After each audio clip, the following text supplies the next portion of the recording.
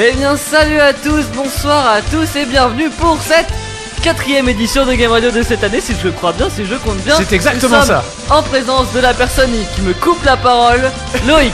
C'est moi. C'est lui. J'aime te couper la parole. Nous sommes en présence du chevelu, beaucoup trop rouge, Seb. Et ouais, moi aussi je suis là. Et du coup nous sommes en ma petite présence à Newson. Et oui, tu es là. Et oui, je suis là. C'est génial. C'est génial. Tout le monde est là, c'est trop bien. Tout le monde est là.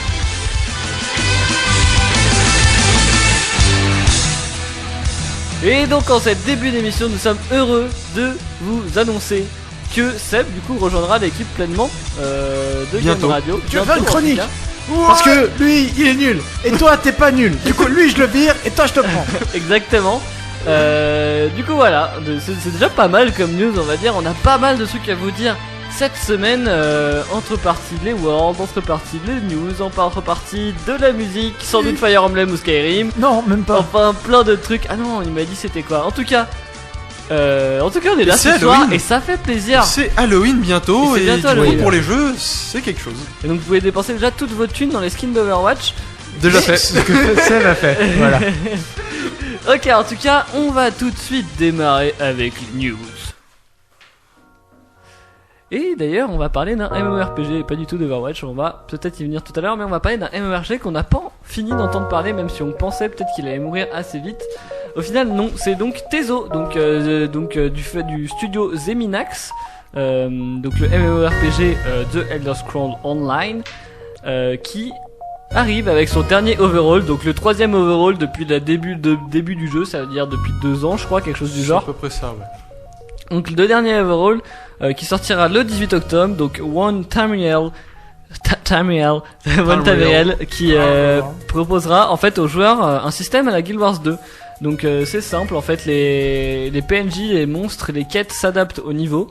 Donc ça permet aux joueurs de plus haut niveau de jouer avec les plus bas joueurs, et je crois que ça permet le contraire aussi, contrairement à Guild Wars 2.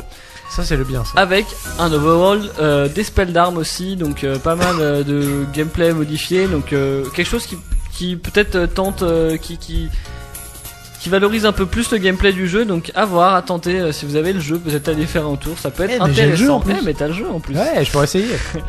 J'ai désinstallé il y a 2 ans. On continue sur des jeux qu'on n'a pas fini, enfin peut-être des licences dont on n'a pas fini d'entendre parler.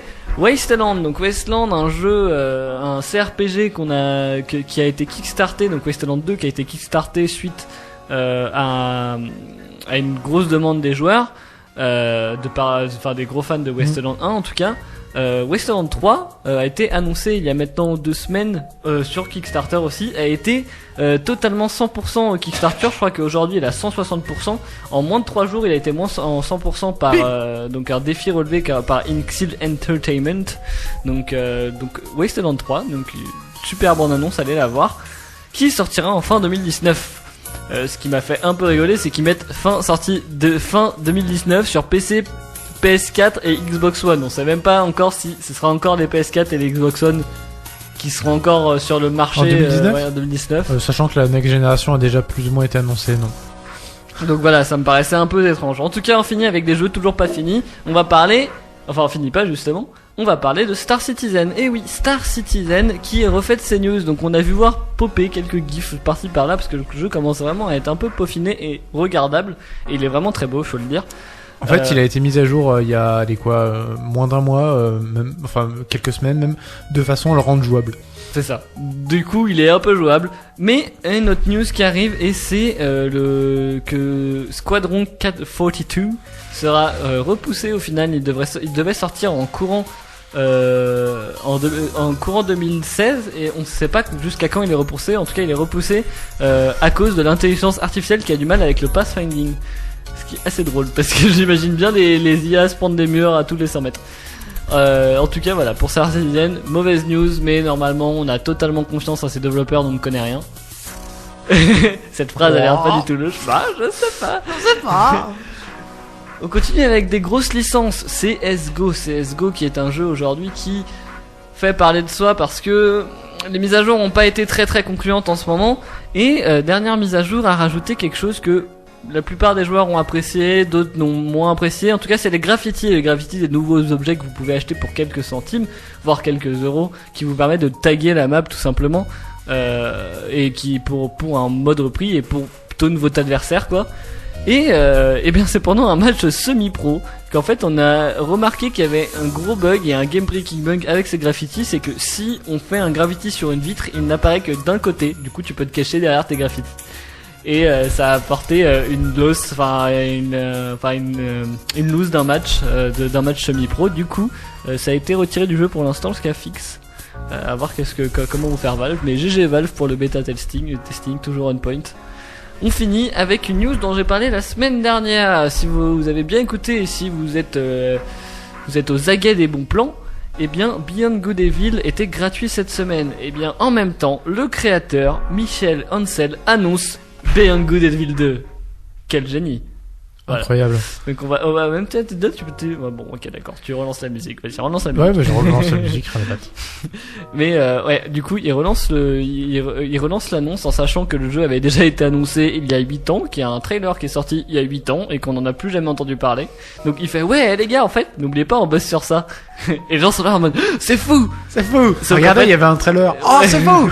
Sauf que en fait, il y a rien eu de nouveau sauf que Beyond Good and Evil était gratuit. Donc bon, on espère que le projet est en train d'avancer doucement. Parce que pour l'instant, c'est ce qu'il était en train de faire. Il a pas l'air d'avancer vite, ouais. Donc on espère le voir un jour. Et puis c'est déjà pas mal pour ces news de cette semaine. On va se laisser sur ça. Ouais. Et puis on va enchaîner sur la chronique. Le hype. La hype.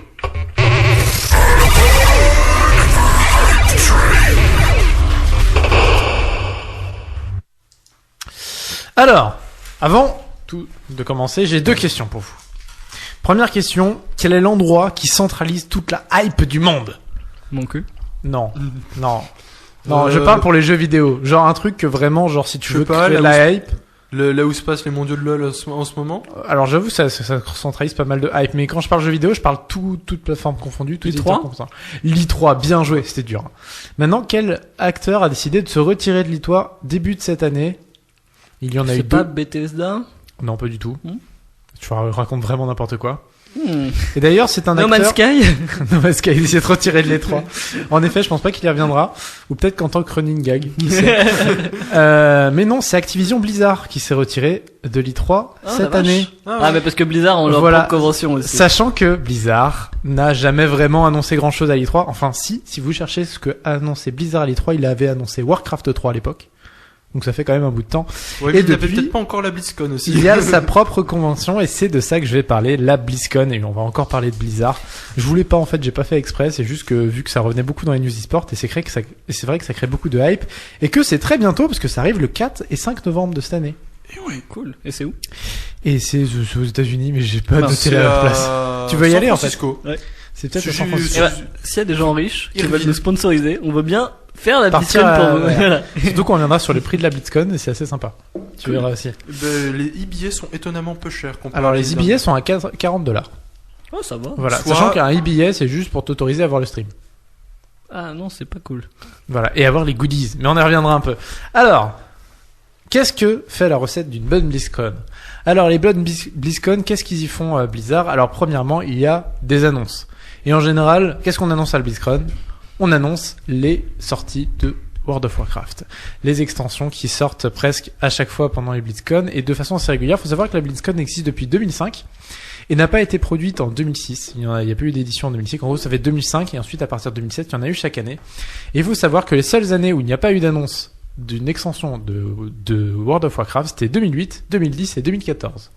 Sachant qu'en 2008, c'était l'annonce que StarCraft 2 serait une trilogie et l'annonce de la sortie officielle de StarCraft 2 avec la date. Qu'en 2010, c'était, on va dire, l'arrivée de la bêta de Diablo 3. Et qu'en 2014, c'était l'annonce d'Overwatch. Donc même quand ils n'ont pas d'extension Warcraft 3, ils se débrouillent. Voilà, il faut savoir qu'en 2010, c'était aussi l'annonce du mode Dota Blizzard, qui est devenu Hero of the Storm, mais qui à l'époque ne s'appelait pas comme ça, qui devait être un mode de StarCraft 2. Donc ça, c'est fait. Donc ça, c'est la première chose. Il faut une belle annonce de la part de Blizzard et ils en font chaque année. Moi, je suis pas d'accord avec la première chose pour hype, c'est des cosplayers à poil. Ça reviendra peut-être. J'en ai même pas parlé, tu vois. Eh ben là, en plus, niveau annonce, on va être servi. On risque d'être servi cette année, en effet, avec l'extension de Warcraft qui arrive encore. Ah non, qui est sorti cette année. Pourquoi est-ce qu'on aurait une annonce de World of Warcraft cette année? On réannonce ce qui est effet. déjà sorti. C'est Blizzard, ils y Non, vont. ils vont avoir une autre annonce à mon avis. Alors il y aura des annonces sur Overwatch. Sur Il va y avoir Diablo. une annonce sur Diablo, c'est obligé. Il y aura une annonce sur Diablo très probablement. Parce qu'il y a des gens qui sont hype parce qu'il y a marqué Diablo sur un fichier perdu. C'est ça. Et qu'il y a eu non, des non. Diablo. Non, dans non, dans le boîte. surtout qu'il y a eu job annonce, Diablo projet. Voilà, et du coup, C'est voilà. tout. Bref, il y aura peut-être des annonces là-dessus. Alors, qu'est-ce que c'est le reste de la BlizzCon? Le BlizzCon, c'est aussi un concert. Et oui, on peut se souvenir de Metallica en 2014, qui était venu animer, clore la BlizzCon. Il faut savoir que toutes les BlizzCon se terminent par un concert. Linkin Park l'année Linkin dernière. Park 2015, un peu moins mémorable peut-être Cette que année, Metallica. Evanescence. Blink 182, qui était C'est venu en 2013. Et alors, il faut savoir qu'il y a eu Ozzy Osbourne qui est venu aussi dans les tout premiers. C'était en 2007. Ozzy Osbourne qui est un grand connu. Et 2010, devine qui est passé à la BlizzCon. Tenacious D qui clôt la BlizzCon dans un concert mémorable. Et on pensera aussi bien sûr à Elite Toron Chieftain qui a fait de nombreux concerts là-bas aussi. Donc ça fait partie donc le concert, sachant qu'il faut savoir que le concert de Tenacious D par exemple est disponible gratuitement. Il a été enregistré pour je sais plus quelle musique records et du coup il est disponible gratuitement, je sais pas où mais il faut aller chercher. Par contre les autres il fallait payer le billet virtuel pour le voir et peut-être le voir encore, mais ça j'ai un doute. Alors le reste de la BlizzCon c'est aussi des goodies. Alors des goodies in-game parce que Blizzard est très fort pour ça, parce que c'est vrai que pourquoi offrir quelque chose de physique qui te coûte assez cher quand tu peux offrir quelques numéros et des privilèges dans un jeu. Et du coup la swag bag, alors je suis pas sûr qu'ils ont vraiment gardé le nom, c'est comme ça qu'il s'appelait au départ, qui est apparu en 2005 en même temps que la BlizzCon est arrivée, et donc en 2005 la presque seule chose qu'elle contenait c'était un Murloc en animal de compagnie qui s'appelait Murky. Qui est all worth it. Et oui, complètement.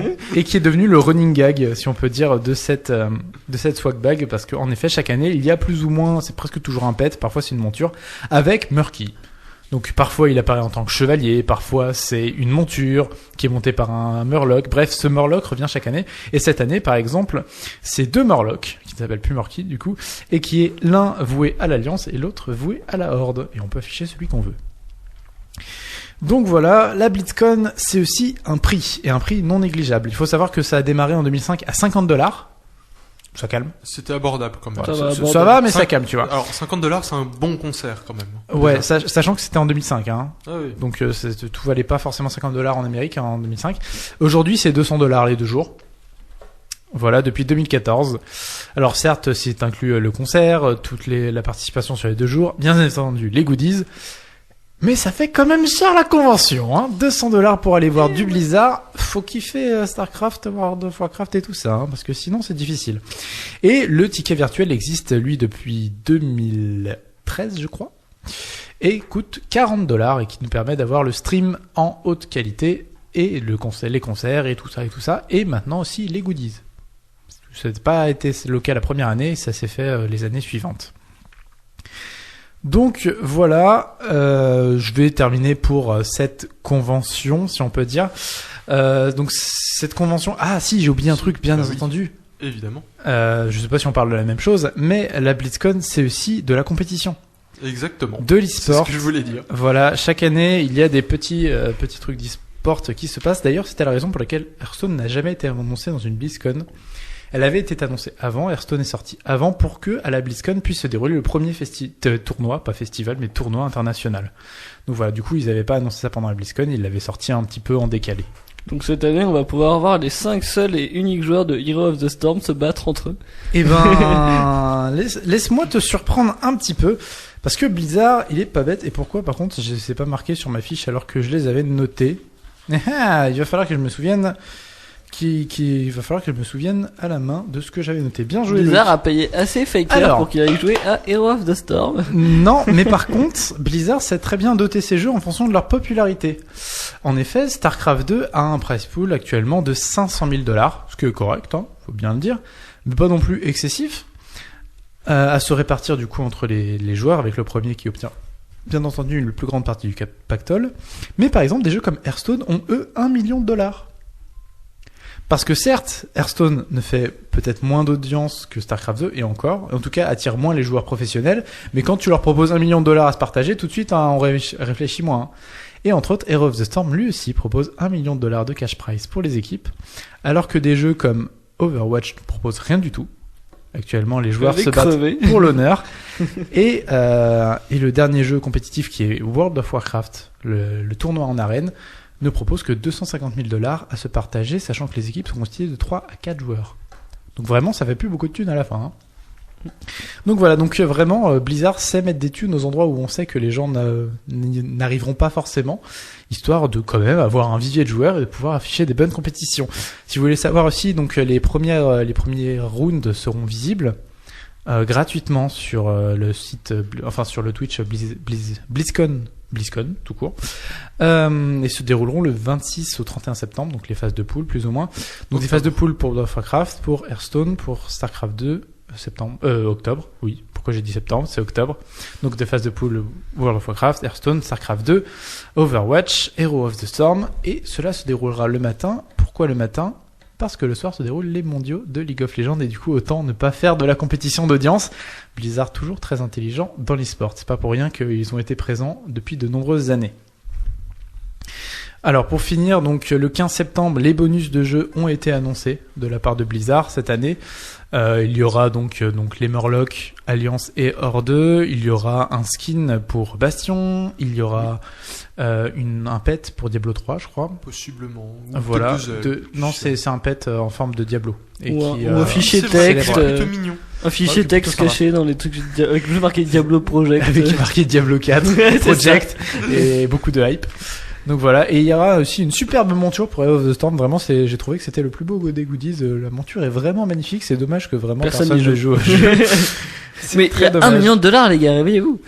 $1 million pour acheter. Mais vraiment, le plus intéressant, c'est $1 million pour Hearthstone. Hein, parce qu'en plus, vous jouez tout seul à Hearthstone. Hein, donc le gagnant, il se fait vraiment genre surtout 500 000 dans les poches. Hein. Surtout que c'est de la RNG Hearthstone. Et il y a une partie de RNG. Hein, donc vraiment, rouillez-vous sur Hearthstone. Allez gagner des thunes. Hein. Bon, après, genre, il y a beaucoup de gens. Hein. C'est compliqué et c'est pas forcément au plus méritant, donc ça reste un peu de la roulette russe.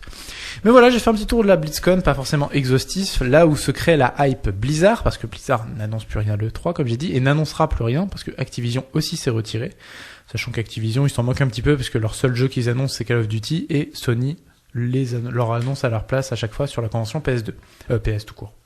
Parce que genre PS2, pourquoi la convention PS2 qui se déroule quand même cette année, malgré la sortie de la PS4 il y a 3 ans. Voilà. Donc un petit tour de la BlizzCon non exhaustif pour parler de la hype. J'avais pas des masses d'idées aujourd'hui, du coup j'ai fait un petit tour sur la convention qui arrive donc 4 et 5 novembre. Hype pour Diablo, bien entendu. Voilà. Diablo Project. En ASMR, ça marche encore mieux, c'est fou.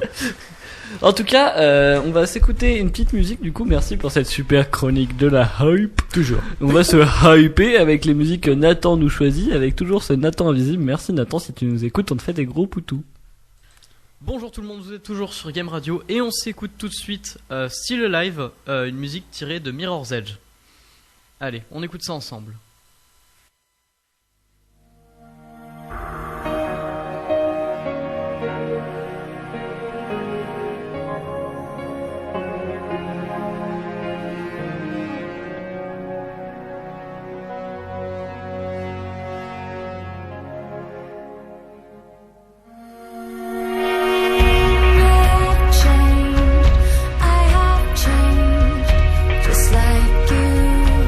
Just like you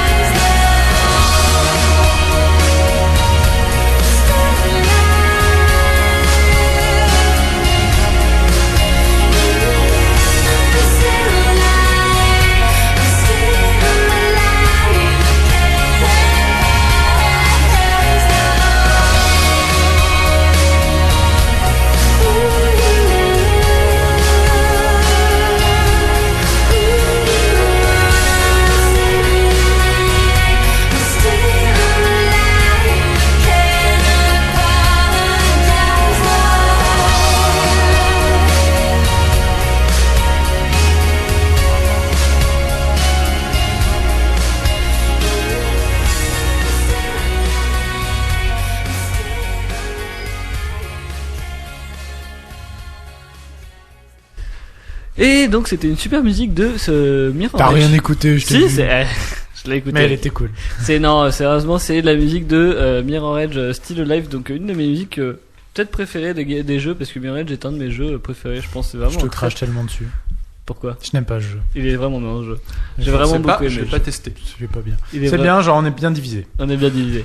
En tout cas, je pense que c'est le temps de retrouver cette petite odeur de sel qui nous manque ici en Seine-et-Marne. C'est vrai qu'on n'a pas la mer, donc on a Loïc. Oh yeah. Boom baby. Alors, mais non, mais franchement, je fais pas tant de sel que ça. Hein. Moi, ça va, mais je vais vous parler d'e-sport. Et on va commencer par StarCraft 2, parce que la musique s'y prête bien quand même. Mais tellement. Et StarCraft 2, qu'est-ce qu'il y a eu? Alors, il y a absolument rien qui se passe en temps à la BlizzCon de StarCraft 2 en vrai, en termes de compétition. Mais par contre, il y a eu 2 abandons pour les Worlds. Il y a eu Hydra, dont j'ai pas regardé l'article, je sais pas pourquoi il est parti. Et Polt, qui doit retourner faire son service militaire. Et Polt, qui est un grand de StarCraft 2, qui est là depuis 6 ans. Enfin, qui depuis 6 ans, en fait, a gagné une compétition majeure chaque année. Dans le circuit Blizzard. Donc, un grand de la scène StarCraft 2, très connu, très respecté, et qui cette année va stopper sa carrière. Peut-être définitivement, on ne l'espère pas, mais en tout cas qui ne pourra pas continuer cette année. Mais on est triste, mais on est content parce que grâce à ça, Petit Drogo, qui est notre Protoss français, arrive à la BlizzCon. On n'avait aucun français qui allait au World, ça y est, il y va. Bon, par contre, il tombe contre Solar, qui est quand même finaliste de la Star League, je crois. Donc, va falloir se sortir les doigts, comme on dit dans le milieu. On va revenir sur CSGO. CSGO, il se passe pas mal de trucs là, parce que ça va être la transition entre 2 grosses ligues, donc l'EPL, le SL Pro League, qui va se terminer ce soir. Normalement, elle est en train de se terminer. Les derniers matchs se font, alors les phases finales se dérouleront un peu plus tard. Mais c'est la saison régulière qui va se terminer et les 4 premières équipes iront donc au final, sachant qu'actuellement 4 équipes ont l'air de sortir de l'eau avec 3 victoires d'avance. Fnatic, Ninja et Pyjama, FaZe ou Phasé, je sais pas comment on dit, et Mouse eSport. Et derrière il y aura une transition vers, j'ai marqué l'EPL mais c'est pas du tout l'EPL, c'est le CS je crois. Et j'ai beaucoup de doutes, donc j'irai vérifier un jour ou l'autre pour vous dire les vraies choses. Donc qui a commencé depuis le 9 octobre et il faut savoir qu'actuellement donc c'est à peu près le même principe, donc les 4 meilleurs vont en finale, sachant qu'il y a un peu moins d'équipes, il y en a 12 pour le PL et 10 pour le CS je crois. Et actuellement, si vous voulez savoir, les 3 équipes les mieux cotées sont Fnatic, Mouse eSport et Phasé, comme quoi ils ont l'air d'être vraiment en forme ces 3 équipes là, sachant que NiP est un petit peu en retrait sur le CS. Voilà, qu'est-ce que je pourrais parler? Ah oui, le World Championship de CSGO c'est terminé. Le championship par équipe et par pays, c'est terminé. C'est la Turquie qui s'impose après avoir roulé sur absolument tout le monde. En phase de poule, ils ont gagné tous leurs matchs et derrière ils sont passés tranquillement les quarts, les demi et la finale. Ils ont battu les Français en demi, un score de 2-1. Et vraiment, genre, allez voir le résultat des poules, c'est pas très joli. Hein. Il y en a un qui s'est battu, ils ont eu 16-7, mais il y a eu quand même des 16-3 et des 16-1 qui sont passés. Donc il y avait vraiment eu beaucoup de dégâts, on va dire, par cette équipe turque. Petite dernière info concernant les sports purs et durs, les playoffs du STC. Est-ce que quelqu'un sait ce que c'est le STC ici? Le StarCraft Tournament. Raté. J'ai déjà parlé de StarCraft. C'est C'est le tournoi de Trackmania. Qui va se dérouler le 16 octobre avec entre autres pas mal de Français qualifiés, donc on espère les voir triompher. Il y a AA qui est qualifié, il y a Spam 1 et 2, genre il y a Spam 1 et Spam 2, je crois que c'est 2 équipes. C'est parce qu'il s'appelle Spam, justement, il spam Voilà, un peu la il spam la compétition. Bref, j'ai pas tout compris sincèrement au format du tournoi qui est un peu compliqué, il y a 2 arbres en fait qui n'ont pas de rapport les uns avec les autres, mais les playoffs vont se dérouler le 16 octobre pour un jeu que j'avoue je ne suis pas du tout. Mais pourquoi pas passer, regarder des gens faire des courses avec des voitures dans des circuits toujours plus dingues. Ouais. Et bien sûr, l'actualité principale, ce sont les Worlds de League of Legends. Les phases de poule se sont terminées la semaine dernière. Les phases, on va dire finales, commencent ce soir. Je sais pas ce que... Nix. Les phases finales commencent ce soir avec le premier quart de finale, dont je ne sais même pas qu'est-ce que c'est, je crois que c'est C9 Samsung. On va en parler un petit peu, mais pour ça je vais faire partir la musique tranquillement. Vous voyez, elle s'en va tranquillement, parce que je crois que c'est actuellement sujet, on va dire, du libre talk d'aujourd'hui. Oui, ça va être le sujet du libre truc aujourd'hui, tout simplement parce que j'ai encore rien fait. Voilà, vous pouvez le féliciter. Donc on peut, Tous en cœur. voilà, envoyez-moi des menaces de mort par adresse, donc demandez-moi mon adresse, si vous l'enverrez avec Ouais, plaisir. je vais faire relayer ou un truc comme ça, Voilà, pas de problème. c'est ça. Allez-y sur Twitter, sur Facebook, partout. Alors, tuez-le. envoyez-moi des dash threats, comme on dit. Et donc oui, comme tu l'as dit aussi bien, on va parler des Worlds aujourd'hui avec Seb qui ne s'y connaît absolument rien. Seb, ton avis? Ok, merci. Alors ensuite, Non, du moi coup, je dis où sont les hits. où sont Eh les ben, hits les hits. On va parler du groupe C alors. Avec les hits, justement, qui avaient fait sensation contre EDG. Ah En battant EDG. Oui, dans bah oui, une game que même toi, t'avais trouvé on était là et même folle. moi j'étais resté sur le cul. Voilà. Il s'était réveillé pour cette game. Il faut savoir qu'il était Ouais. parti dormir à ce Oui. moment-là. Et il s'est réveillé en nous entendant gueuler comme des oufs en mode oh mon dieu, Révolta, l'ulti de taré. C'est ça. Bah, en D'ailleurs. sachant que j'ai quand même assisté à ce match vraiment équipe contre équipe, ou avec vraiment genre la team qui soutient un personnage, genre enfin le teamfight qui était parti mais dans une, on ne sait pas où, c'était parti ailleurs. Et au final, c'est Hits qui avait mais largement explosé. Mécaniquement explosé. Ouais, clairement, genre, ils avaient été meilleurs. Et ben, Hits a fait 1-5 sur son groupe. C'est le seul match qu'il a gagné de son groupe. Donc, le groupe C, ce sera H2K 5-2, EDG 4-3. Et derrière, qui vont passer, du coup, et HQ 3-3 et Hits 1-5. Alors, vous pouvez me demander pourquoi il y en a qui sont fait 3-3 et l'autre 4-3, alors qu'ils devraient avoir joué le même nombre de matchs. Tout simplement parce qu'il y a eu un tiebreaker entre H2K et EDG. Et H2K a mis une rouste à EDG 2 fois d'affilée. Ouais, alors on peut le dire que H2K a rendu vraiment très fiers les Européens vraiment de ce deuxième week-end, parce que le premier week-end l'Europe Alors, ouais, n'était pas là, c'était première littéralement semaine, les l'Europe wildcards. fait 1-5. Ouais, Voilà, il avec était une vraiment victoire pas à bien. H2K et que des défaites. Non, 1-9. un 9. Ouais. 1-9, c'est 3 matchs par équipe. Voilà, sachant que la deuxième semaine, H2K fait 4-0 sur son groupe, 3-0 lors de la journée, plus le tie-break où ils remettent une rouste à EDG, donc 4-0. Une remontée incroyable, des matchs solides, Unforgiven, ultra violent. Ryu qui décide de faire mentir tous ceux qui avaient dit que sa Cassiopeia était vraiment nulle à chier. Et qui joue avec un clavier. Et Pour qui- une fois. Voilà, vraiment, qui se réveille et qui a décidé d'aller massacrer Faker, peut-être en demi-finale ou en finale, plutôt en finale d'après les arbres. Avec un Z contre Z. Franchement, s'ils font ça, moi, j'en mets partout, J'avoue hein, que c'est même ça. moi Là. je regarde. Non mais il faut savoir que voilà, H2K, SKT, ça peut donner quelque chose. En tout cas, Alors, H2K, sachant que si ça arrive, ce sera la finale. On en reparlera un peu plus tard, mais si ça arrive, c'est la finale. Hein. Et ça, ce on va sera peut-être faire, ouais, on va peut-être faire le tour des groupes déjà. On va parler du groupe A. Du groupe A, donc c'est Avec Anix. oui, ANX. ANX. Donc le groupe A, c'était Rox Tiger, ANX, donc qui sont les Russes, CLG et G2. Donc, Enfin- théoriquement, la meilleure équipe européenne. Russe avec 3 Ukrainiens quoi. Ouais, donc plus ukrainien, quoi. Et du coup, ce groupe, eh ben, les petits derniers, c'est G2 qui ont fait 1-5, qui ont battu seulement les Anix, au grand désespoir de pas mal de gens.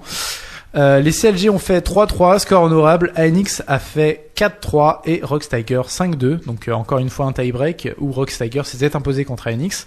Sachant qu'ANX s'était déjà imposé contre Rox Tiger en début De soirée. En début de soirée, c'est ça. Ouais. On avait beaucoup parlé de Hits qui bat EDG. Donc un wildcard qui bat le seed 1 chinois. Certes c'est fort, mais un wildcard a battu le seed 1 coréen. Et ça Et c'est ça- Ça, c'est encore plus fort. C'est un événement qui clairement, enfin, faut savoir qu'un Européen qui bat le seed 1 Corée, c'est déjà pas facile. Un NA non plus, donc un wildcard, c'était vraiment un événement. Et le tiebreak, bon, a été battu par Rox Tiger et de façon plutôt concluante. Mais quand même, arriver en tie-break contre une équipe coréenne à la sortie d'une phase de poule, pour n'importe quelle équipe, on aurait dit waouh, ils sont bien joués, ils sont forts cette année. Et là, c'est des wildcards, quoi. Ouais, moi justement sur ce groupe-là, je voulais parler du fait aussi que bah voilà, ils ont perdu leur match derrière après cette longue victoire, parce que cette game qui dure quand même 50 minutes, un truc du genre, ou 40 et quelques, Ouais. c'est une game de folie. C'est-à-dire que c'est pas une game de 40 minutes où il ne se passe rien. C'est 40 minutes où le caméraman, il a pas assez d'écran pour voir tout ce qui se passe. Et c'est dingue. C'est, franchement, c'est une véritable, je dirais pas jusqu'à révolution, mais c'est vraiment une grosse surprise, de que monte le niveau, ANX. Après, on l'avait vu, le premier jour des Worlds avec Avec- Loïc, avec PvP Stelios, qui était vraiment clean. Et qui avait, c'était d'ailleurs le gros joueur de cette équipe, le jungler, PvP Ah ouais, Stelios. oui, même moi j'ai quelques souvenirs quand même. Ouais, des C'est- flash-in avec 2 HP, alors, et qui tuent quand même Mais des gens. C'est Ouais, c'est le gros joueur de cette composition. On a peur qu'il ne passe pas les phases de quart, voire au moins les demi. sachant qu'ils En affrontent BO5, avec ça H2K. me paraît plus compliqué. Non, pas H2K, ils affrontent. Ils vont affronter H2K, H2K, en quart de en finale, quart de donc finale. ça paraît plus compliqué, sachant qu'ils ont quand même des faiblesses. Leur bot lane n'est pas la meilleure du monde, et leur mid lane a parfois des problèmes aussi. Mais vraiment, rien que le fait qu'ils passent la phase de poule a été incroyable. Et d'ailleurs, à ce fait, ils sont officiellement invités au prochain ZEM, qui sont l'autre tournoi qui existe de League of Legends. Il faut savoir que les joueurs de League of Legends sont un peu embrigadés par Riot et ils sont obligés de rester dans les circuits Riot. Un seul tournoi fait exception à ça, ce sont les ZEM organisés par l'ESL. Et du coup, ils sont officiellement invités aux prochaines. Première wildcard à aller aux ZEM. Ça c'est vraiment très cool d'ailleurs parce que on va pouvoir un peu voir la révolution, parce que moi justement je pense que voilà, pour en parler un peu plus de NX, je pense que leur principal défaut c'est le manque d'expérience, et on l'a très bien vu une fois qu'ils ont fini cette fameuse game de 50 minutes. Je pense qu'ils étaient plus qu'épuisés mentalement, qu'ils ont pas du tout la préparation psychologique ni le coach derrière pour ce genre de choses qui peuvent arriver. Et derrière, là on part sur un BO5 contre une des plus grosses équipes européennes qui a vraiment stand-up le dernier week-end et qui a défoncé tout le monde et qui a fait les gars, nous on a Forgiven, il est chauve et il est violent. Donc voilà, je pense que c'est quelque chose à préciser que Forgiven est chauve. Après après c'est je pense que voilà, je pense que là ils ont eu une bonne semaine, en gros un peu moins d'une semaine pour se préparer contre H2K. On va voir ce que ça va donner. En sachant que l'Icrit est malade, faut savoir, ça c'est vraiment très triste. Leur support est tombé malade. Il a chopé la varicelle, ce qui est assez grave quand, Oui, quand on on est est un peu plus adulte. grand et qu'on est Plus tu adulte. vieillis, plus c'est grave. Donc il a chopé la varicelle, donc du coup il a pas pu prendre l'avion pour aller se déplacer sur les quarts de finale. Et il a dû faire de la voiture pendant 8 heures, un truc du genre, donc il doit être dans un sale état actuellement. Donc il doit bien se reposer. Enfin même je suis sûr, je pense Ouais, même pas qu'il est arrivé aujourd'hui. Je crois qu'il arrive samedi et la game se joue dimanche. Donc c'est Sachant qu'en plus, vraiment sur la line-up, l'Icrit et PvP Stelios sont les deux gros joueurs, je dirais. PvP Stelios peut-être un peu plus que l'Icrit, mais l'Icrit aussi qui a un brand de génie, un Taric complètement oufissime. je pense qu'en et plus qui clairement n'a pas peur. il doit shot call pas mal aussi, je pense. Ouais. Dans, On imagine aussi dans la assez team. souvent jungler et support qui créent la dynamique de l'équipe en termes de shot call. Parce que les autres postes sont souvent un peu plus compliqués. Avec la top lane parfois aussi, qui le fait. Après on a vu que Reckless s'est essayé aussi. Bon, il a foiré Et ça, lamentablement, vraiment, mais... c'était pas bien. Hein. Non, vraiment, c'était pas ouf. Hein. Mais ouais, du coup voilà pour ce Tout, voilà. Ah, Et on peut parler de Rox aussi, du coup. Un peu, ouais, tout petit peu. Rust Tiger fort quand même. Quand même, il faut Alors, pas les enterrer. Fort, en sachant que j'ai un peu peur parce que, en fait, on sait pas. Le truc avec ces Worlds, c'est qu'on peut vraiment pas savoir. Parce que SKT n'a pas non plus brillé tout le temps. C'est-à-dire qu'ils se sont fait tuer par Flash Wolf. Ouais, enfin, c'est quand même leur seule défaite en vrai. On voit ça C'est leur juste seule après, défaite. mais... Ouais, mais Rox Tiger aussi. Non, ils ils ont se sont perdu un deux games, une contre CLG et une contre ALX. Ah, mais ils se sont fait cheese. Ils se sont fait cheese par CLG Oui. et cheese Après, par ouais, ANX. on suppose aussi beaucoup que Rox avait laissé, parce qu'il faut savoir actuellement sur League of Legends, un pick est considéré comme un peu trop fort, qui est Aurelion Sol, qui est extrêmement bad, et entre autres contre CLG, où le mid laner est nul, sauf sur Aurelion Sol, pour exagérer un petit peu le concept. Et du coup, on suppose que non, c'est SKT qui aurait laissé Aurelion Sol open, et je crois que Rust Tiger a fait pareil, pour savoir s'ils pouvaient jouer contre ou s'ils étaient obligés de le ban. Et ça a l'air d'être obligé de le ban parce qu'à chaque fois ils ont perdu. Donc ouais, non, c'est compliqué. C'est compliqué à savoir qui va vraiment gagner ces Worlds, et on va enchaîner avec le groupe B du coup. Ouais, groupe B, donc le groupe de SKT, les Hype Killers, qui ont un peu tué la hype quand même. Ils sont à 5-1. Premier, sans aucune contestation, on se souvient du match contre C9, où un certain Jensen a pris 0-9 en lane. On se souvient du match contre Flash Wolf qui perdent, hélas. Mais on se souvient de tous les matchs SKT qui ont souvent été très très solides et gagnés dans une maîtrise presque parfaite. Derrière, c'est C9 qui passe avec 3-3 et juste en dessous, Aimei et Flash Wolf à 2-4. Donc c'est Aimei qui est troisième puisqu'il a 2-0 Flash Wolf et il a perdu contre tous les autres. Des équipes un peu mortes au final, Aimei, qu'on n'a vraiment pas beaucoup du tout entendu parler. Aimei qui a pas joué et Flash Wolf brillé, qui a été quoi. parfois considéré comme la pire équipe de ces Worlds. Ouais, c'est dommage. Après, je pense que le problème avec Flash Wolf, c'est que ils font partie de la Saitai Wildness qui est en train de mourir peu à peu. Déjà, ils ont que un seed et c'est La LMS, ils en ont 2. Oui, c'est qui c'est HQ, le deuxième Ouais. site. LMS, ils sont vraiment en train de mourir, ils ont pas de fonds, ils ont pas de thunes, leur serveur est pourri, donc la plupart des joueurs se cassent en Chine. Et en même temps, pourquoi aller jouer à LMS quand tu peux jouer en Chine, quand t'es pro player? Actuellement, il n'y a pas beaucoup d'intérêt. Donc voilà. Je pense que ça aussi, ça joue beaucoup. On a des flash fois moins moyens que l'année dernière, parce que c'est vrai que c'est quand même pas mal Vous bougé avez l'année bien dernière. joué l'année dernière. Hein. Et pareil pour la HQ, hein. HQ qui est aussi Oui, pas mal qui avait bougé, surpris même. Mm. Sur certaines games qui avaient pris des victoires que les gens n'attendaient pas et qui avaient un peu surpris la phase du groupe. Pour continuer ensuite sur le reste des poules, on va skater, je pense qu'on a parlé beaucoup, peut-être on va parler un tout petit peu plus de C9. C9 qui a été pas convaincant, et je pense que Météos le dit lui-même dans une interview, j'avais lu ça, Ouais, je suis allé la lire aussi. qui dit justement que si TSM, et on va parler de TSM juste après, c'est le dernier groupe qu'on a à voir, c'est que TSM aurait été meilleur s'ils auraient été dans ce groupe-là. Tout ça, il pense pas qu'il a joué mieux que TSM. C9 a eu un groupe facile, Ouais, je crois qu'on peut c'est le ça. reconnaître. Après, ils ont bien joué dans leur groupe facile. Hein. Ils avaient quand même des Chinois qui ont l'habitude de se battre contre DG, etc. Donc c'est pas non plus gratuit d'accès. Mais ils ont joué moyennement. Ils avaient un groupe facile, ils sont donc passés. On doute que C9 arrive à passer l'écart. C'est vraiment le but actuellement de C9. Je pense que s'ils arrivent à passer Samsung en quart, clairement c'est la consécration. Le truc c'est que s'ils arrivent à passer Samsung en quart, ça veut dire qu'on a possiblement une chance H2K, d'avoir C9. H2K, Et là, clairement, on va péter leur Ouais. score d'audience dans pas mal d'endroits. enfin peut-être pas H2K C9, mais du coup au moins on est sûr d'avoir au moins un Européen après la quart de finale. Oui. Et ça c'est déjà vraiment cool. Après SSG, on va du coup enchaîner sur le Donc on va quatrième groupe. finir sur le groupe D. Donc Samsung qui s'est aussi montré très très très solide, 5-1, qui s'est révélé gros outsider de ces Worlds. On savait qu'ils sont forts parce que tous les Coréens étaient forts cette année, et même ceux qui sont pas partis, parce qu'on pense à KT qui n'est pas parti au World, mais clairement qui avait le niveau de pouvoir aller en finale, voire même de prendre la finale à l'équipe en face. Samsung qui s'est révélé très très solide, 5-1, ils ont seulement perdu contre TSM dans le premier week-end. Tout le reste, ils ont gagné. Derrière, c'est RNG qui passe à 3-3 devant TSM parce que RNG a mis 2-0 à TSM sur les matchs aller-retour. Et du coup, TSM qui se fait sortir de ce groupe D. Et dernier, évidemment, Splice, 1-5. On n'attendait pas à ce qu'il sorte du groupe. On attendait à ce qu'il fasse le rôle d'arbitre. C'est-à-dire que l'équipe qui perdait contre sorte. Alors qu'actuellement, c'est RNG qui a perdu contre Splice. Et pour autant, c'est TSM qui sort.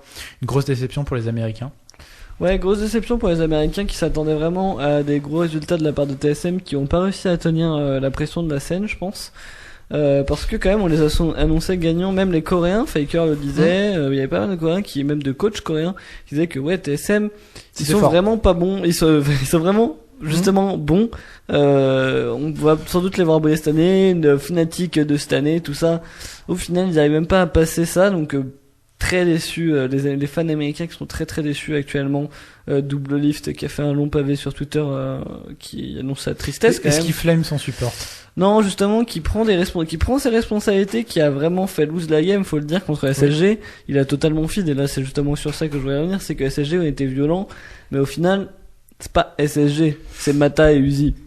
Surtout Mata. Il faut savoir, ouais, l'Overmind Mata qui a fait très très mal dans ces phases de poule. Il faut savoir que TSM a perdu en gros contre l'équipe peut-être la plus tactique avec SKT, qui est Samsung, qui vraiment joue la serrure, qui te gratte petit à petit jusqu'à ce que finalement tu n'aies même plus tes larmes pour pleurer, et ni même ton Nexus pour exister. Donc voilà, et contre probablement l'équipe la plus agressive, avec peut-être Albus Nox justement, qui est Royal Never Give Up, qui a quand même joué très agressif, très dans la surprise, avec un niveau mécanique très très élevé, et c'est peut-être cet équilibre que TSM a entre agressivité et tactique. Ils n'ont peut-être tout simplement pas été assez tactiques pour battre Samsung et pas assez agressifs pour battre RNG. C'est dur à dire, mais ça arrive. Ils ont eu pas de chance, je pense que voilà, comme disait Météos de C9, s'ils seraient tombés sur un autre groupe, je pense qu'ils se seraient clairement passés, parce que ce qu'on a pu voir, et même ce qui est ressorti des games des Wars, c'est quand même ils sont solides, faut dire, sur ces games. On le dit pas beaucoup, mais ils se sont battus. Oui. Même s'ils ont vraiment beaucoup perdu, surtout sur les games contre SHD, ils se sont quand même battus jusqu'à la fin. Ils ont fait des beaux moves. Ils ont pris une game à Samsung d'ailleurs. Vraiment, ce qui leur pêche, c'est les 2 défaites contre RNG qui les font du coup sortir, parce qu'en vrai ils sont à 3-3, même score que RNG, mais vraiment ces 2 défaites contre RNG qui les font auto-lose en match, en confrontation directe. Yep. En tout cas, c'est vraiment super dommage pour TSM. Donc voilà, pour ce petit passage sur TSM, on va parler peut-être de SSG. Donc possiblement, d'après la populace de Reddit, possiblement les finalistes avec SKT. On s'attend un petit peu parce que justement on va parler des arbres. Parce que les phases de finale ont été tirées et on va dire qu'il y a eu un petit peu de chance qui sont passées pour les Européens par exemple. Donc en fait l'arbre est découpé du coup en deux parties, la demi-finale haute et la demi-finale basse on va dire. Donc du côté de la demi-finale haute, donc les équipes qui pourront aller dans la première demi-finale sont SKT, RNG, Rox et EDG. Donc il faut savoir que SKT rencontre RNG et Rox rencontre EDG. Et derrière, les deux vainqueurs de ces matchs-là vont s'affronter en demi-finale et le vainqueur de la demi-finale ira en finale. Donc ça, c'est vraiment la partie de l'arbre un peu difficile. On a quand même le top 1 coréen, on a le top 2 coréen, on a le top 1 chinois et le top 2 chinois. Donc voilà, et on a à peu près toutes les légendes du monde qui sont rassemblées. Donc Smeb, Mata, Faker, toutes ces personnes-là sont actuellement sur la demi-finale haute. Sachant qu'on a un Smeb en feu, encore une fois, oui, Smeb. On l'a pas éteint depuis l'année dernière. Non, et Faker non plus d'ailleurs. Oh, Faker, personne n'a éteint ni Faker ni Smeb, il faut vraiment s'y mettre par contre. Hein, ouais. Et même Mata. Hein. Et du côté donc de la demi-finale basse, on a H2K, Albus Nox, Samsung et C9 qui pourront se rencontrer, c'est-à-dire le top 1 européen, le top 2 européen, le top 3 NA, le top 1 wildcard. Attends, le top 2 le top 2 européen, H2K, qui fait le top 2 européen, top 3 NA qui sont les C9, le top 1 wildcard si on peut dire avec les Albus Nox et pour finir Samsung qui est le top 3 coréen. Donc vraiment c'est la partie facile et entre autres H2K se rencontre Albus Nox. Un match qui peut-être va être serré vu le niveau qu'ont affiché Albus Nox mais qui est clairement prenable pour les H2K. Faut pas se faire surprendre, il faut jouer aussi bien que la deuxième semaine. Et je pense qu'ils peuvent passer. Et du coup, on aurait une équipe européenne en demi-finale, alors que actuellement personne s'y attendait. Vraiment personne. Bah, vu le niveau qu'ont montré l'Europe, non. Après, sérieux, H2K ont vraiment brillé là les derniers week-ends. Et on va finir sur ça, je pense. On va parler du fait que je pense qu'on va changer de tendance. Donc là, actuellement, nos équipes européennes et nord-américaines s'amusent à aller en Corée pour s'entraîner. Mais comme Likrit l'a dit, en fait, on ne peut pas battre des gens qui font leur propre jeu, comme le font la Corée. Au final, ils créent leur propre méta et derrière on suit. Même si Faker a été déjà vu à recopier des Européens, parce que des fois on a des bonnes idées, genre Péké. Il faut savoir que les Européens l'année dernière, par exemple, étaient pas loin d'être premiers en termes de tactique et de macro game. Hein. Cette année, on a un peu reculé, mais c'était le cas l'année dernière. Justement, c'est là on voit la différence. Fnatic et MSI qui n'avait pas encore bootcamp qui avait pas encore bootcamp corporel, ils jouaient leur jeu à eux, c'est-à-dire ils jouaient leur pick un peu secret ninja, on défonce tout, et du coup les Coréens ne s'y attendaient pas. Du coup les Coréens, le temps qu'ils s'adaptent, tu pouvais prendre 2, 3, 4 games et des fois gagner un BO grâce à ça. Ouais. Après, derrière. Le problème étant que là qu'on a vu avec Fnatic, c'est qu'ils sont arrivés très vite hors de secours pick. Ils ont dû pick la Kennen ADC assez rapidement et j'avoue que ça avait surpris pas mal de monde. Et au final derrière ça, ils avaient prévu que ce pick secret. Du coup, ils se sont fait détruire par c'était Rox. C'était les Rox qui avaient ouvert Fnatic. Qui avait ouvert Fnatic avec un uni 100% tilt. 100% tilt, 100% nul, ouais. C'est ça. Et là derrière, c'est là où je pense que ANX se démarque aussi, c'est qu'ils jouent leur propre jeu, c'est-à-dire qu'ils suivent la macro quand même, qui est forcément on joue au même jeu, donc au bout d'un moment on peut pas tout réinventer, mais ils ont leur propre rythme de jeu, ils ont leur propre façon de jouer, leur agressivité et leur pick, parce qu'on a pu voir un brand support qui arrive pas forcément tout le temps et ça a surpris, je pense. C'est ça. D'ailleurs, c'est peut-être la game contre Rox, je crois. J'ai un doute tout d'un coup, mais peut-être la deuxième en fait qu'ils ont perdu. C'est ça le truc. La première. La première, c'est pas impossible, mais je sais vraiment plus. Enfin, en tout cas, voilà. Et moi, je pense que ANX ils se démarquent grâce à ça aussi, c'est parce qu'ils arrivent à sortir. Ils ont sorti contre Rox. Ah oui.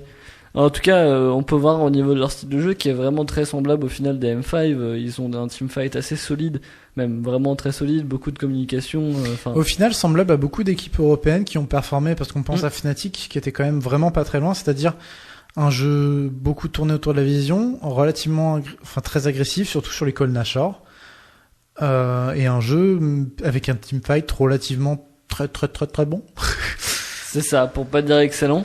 Voilà. Et c'est là où ça se différencie des Coréens qui ont plus des laning phase et une phase de jungler qui met beaucoup de pression. Je pense à Bengi. Une macro game. Une macro game de ouf aussi. De ouf, des rotations mais totalement insane. Après, qui te out-rotate avant même que t'aies plus le temps de dire merde, t'as 3 towers qui sont tombés en bot.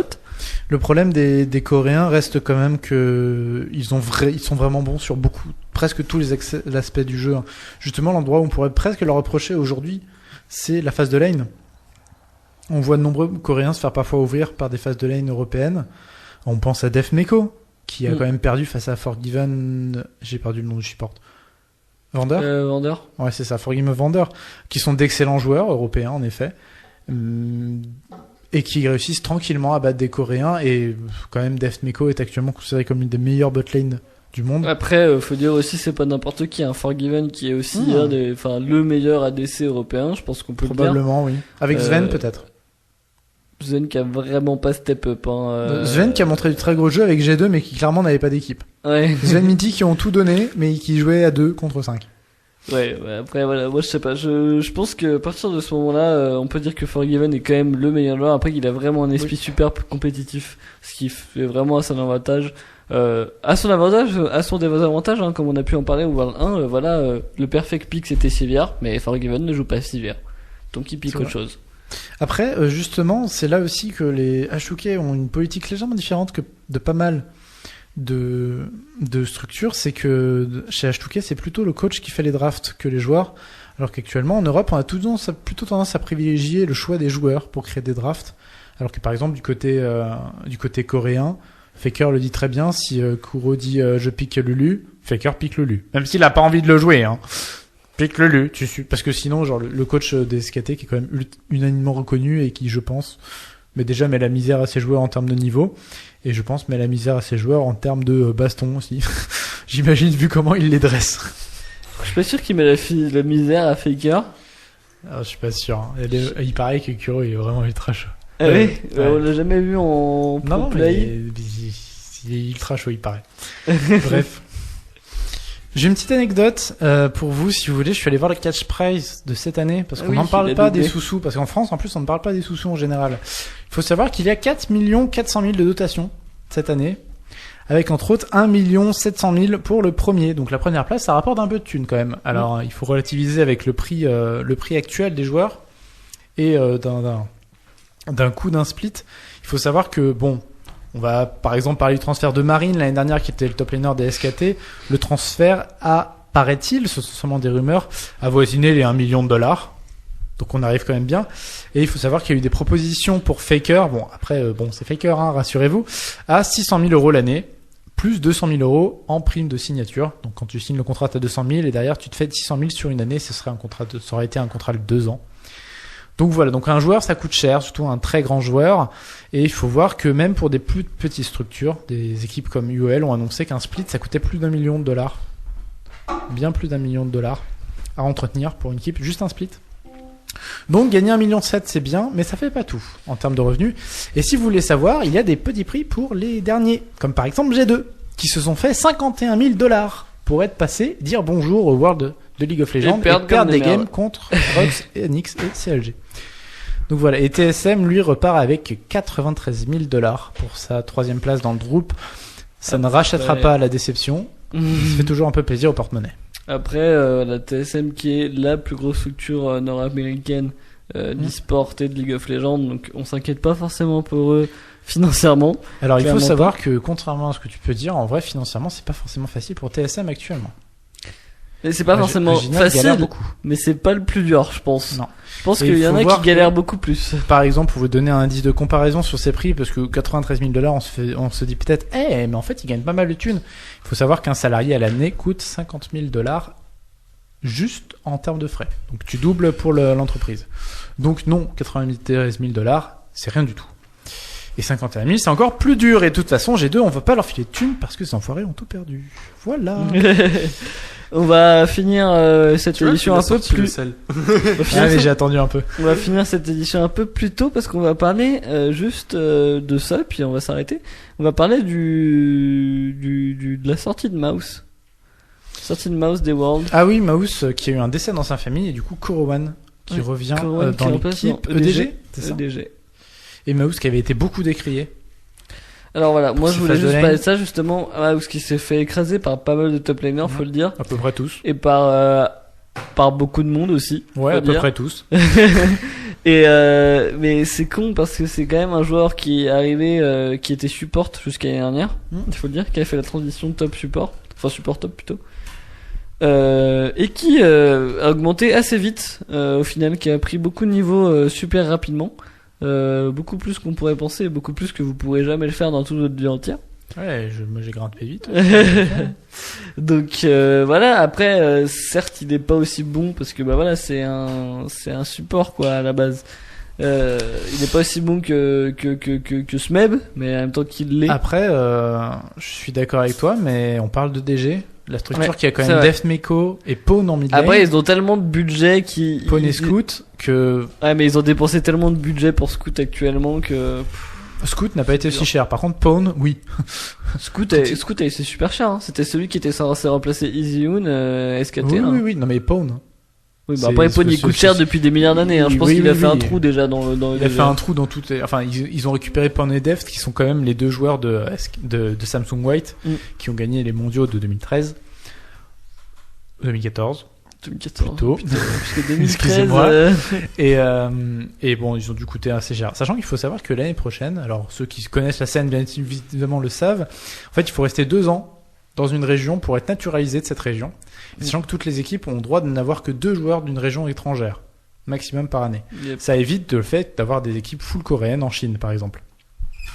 Et il faut savoir que Deft et Pawn sont en Chine depuis 2 ans à la fin de cette année, et du coup que l'année prochaine ils sont considérés naturalisés comme chinois pour l'e-sport, et du coup ils pourront recruter 2 autres coréens EDG s'ils réussissent à garder ces 2 joueurs. Bientôt une team full coréenne. Et ce qui voudrait dire, sachant que Mata aussi est naturalisé avec RNG, que il se pourrait que Samsung White se recrée en Chine ou même en Corée, parce que les joueurs ont révélé il y a pas si longtemps que ça de se dire on jouait bien ensemble quand même, on ferait peut-être pas un petit tour. Ah, Si la Samsung hype de White revient, SFG, ouais. voilà, c'est comme Gambit qui peut se recréer mais en version qui a gagné les Worlds quoi. Ouais, c'est assez violent. En tout cas, ouais, ça c'est sympa. Dernière touche que je viens de me rappeler, j'avoue, avant qu'on finisse, on finit un peu plus tôt parce que je pense qu'on Il est est... 55, il y a 55 minutes hein, donc on n'a pas beaucoup plus tôt. Hein. Ok, d'accord. Bah, on finit 5 minutes plus tôt, c'est bien. Vous pouvez aller manger votre café. Oui, mangez votre café. Ouais, c'est bon. Ouais. Pour parler d'une petite équipe dont je les appelle non, c'est une équipe polonaise. Vous vous trouverez assez facilement. En tout cas, je crois que c'est polonais. Hein, j'ai un gros doute. En tout cas, une équipe semi-pro de League of Legends qui, en fait, on n'a pas beaucoup entendu parler, mais qu'ils ont ravagé. Mais quand je dis ravagé, hein, les Championship Series là, tu sais le truc, pas les Oui. LCS, mais juste avant. Ravagé, c'est un petit mot. D'accord. C'est-à-dire ils ont roulé sur tout le monde. Et le problème c'est que ils ont été non enfin c'est pas les championships mais c'est les qualifications into de Oui, c'est un championship. championship, ouais. Donc pour rentrer dans l'avant LCS, ils l'ont ravagé totalement. Problème étant, ils ont tous 16 ans. Donc ils ne rentrent pas dans les championships. Si, normalement, tu peux jouer en dessous de 17 ans en championship. Par contre, tu peux pas jouer en LCS, mais je crois qu'en championship, c'est autorisé. Bah en tout cas, ils ont été je crois bien qu'ils ont été refusés parce qu'ils ont été genre ils ont vraiment tous 16 ans, enfin ils ont pas de structure ni rien, donc je crois qu'ils ont été totalement virés. Ils ont pas été récupérés derrière. J'avais lu cette histoire sur Reddit, ce qui était un peu triste, mais apparemment on entend beaucoup de ces joueurs qui sont assez violents. À skip. À voir, à surveiller. Peut-être une prochaine équipe Gambit polonaise. M5 polonais, oh mon dieu. Les M5 seraient-ils de retour? Non, Yep. la hype M5 qui est beaucoup trop loin, hélas. Non. Mais peut-être qu'elle va pouvoir ANX, ressusciter en ANX et que les Russes vont pouvoir revenir nous expliquer qu'en fait, Les League of Ukrainiens. Legends, ouais, Russes, Je sais que- Ukrainiens, Mais Europe de l'Est. je sais que la Russie veut vraiment que l'Ukraine soit la Russie, mais l'Ukraine elle veut pas trop, donc on va dire ukrainien parce que nous on est politiquement pour C'est l'Ukraine. vrai. En tout cas, Ukrainienne. que l'Europe de l'Est a créé de très grands joueurs, de très grandes équipes surtout, plus que de grands joueurs, parce que certes ils sont de grands joueurs, mais surtout ils avaient des super équipes. Qui sont après oubliés dans l'oubli total de la désolation, genre Enfin. Alex Lich qui est parti Disparaître. disparaître Il est dans en Amérique, si je me l'Amérique. rappelle bien. C'est ça, Il est en quelque part. championship américain et il coach des mid laners. Ce qui est pas mal, hein, sachant que se faire coach par Alex, le mec a de l'expérience. Aujourd'hui, hein. il pue la merde, hein, faut le Oui, dire. mais il a quand même battu Faker, enfin il a quand même combattu Faker, des choses comme ça, tu vois. C'est vrai. Donc voilà, on va se terminer là en effet, 57 minutes 30. Il nous reste 2 minutes pour terminer de dire au revoir. Eh bien, on va vous dire au revoir. Au revoir. en ASMR. Au revoir. Non, ASMR, faut mettre les micros trop fort, c'est chiant. Ok, d'accord. Bah, en tout cas, merci d'avoir écouté cette émission, un peu à la cool. Et un peu l'e-sport quand même, hein. Un peu à l'e-sport quand même. On va peut-être essayer de se focus sur autre chose la prochaine fois, mais je sais pas. Après, il y a encore les poules dans les 2 prochaines Non, semaines. Enfin, on reviendra pas les poules. peut-être vite fait sur l'e-sport lors de la finale. Mm. Sur les World Championships de LoL. Bah, d'ailleurs, si je dis pas de bêtises, la semaine d'après les finales des Championships de Lords, De LoL, de LoL, ce sera les ça- finales Overwatch. Ouais, voilà, donc ça va être Bon, on aura un mois d'octobre. début novembre à peu près. Attendez-vous à voir que de l'e-sport. Enfin, Non, beaucoup on d'e-sport. va parler d'autre chose. Yep. En Rassurez-vous. tout cas, merci d'avoir écouté cette 4e édition de Game Radio. Avec peut-être Seb du coup qui fait son retour et ça fait plaisir d'avoir une nouvelle tête, nouvelle voix dans cette émission. N'oubliez pas d'aller vous abonner, d'aller liker, d'aller suivre tout le réseau Guild et n'oubliez pas aussi d'aller écouter l'émission Populotarisme de demain. Tu te fais À tellement ta pub. 18h30. Sauf que, en fait, elle sera pas diffusée, cette émission, ce n'est pas en live. Mince. Eh bien, n'oubliez pas d'aller l'écouter en replay, un de ces 4. Un replay, c'est calme, popularitarisme, c'est cool. C'est cool. Allez, en tout cas, bonne soirée et puis on se revoit la semaine prochaine.